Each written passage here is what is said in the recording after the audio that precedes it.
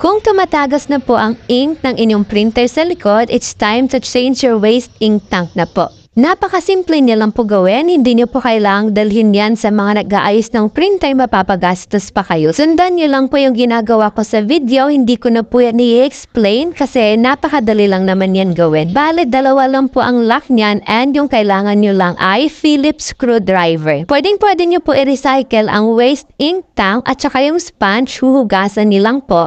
Pero ako kasi ay bumili ng bago kaya papalitan ko siya ng bago. Kung nyo mapalitan, i-lock nyo lang ulit gamit yung Phillips screwdriver. Tapos, okay na po. Ang printer ko po dito ay Epson L5290 and eto na nga po ang ating waste ink tank.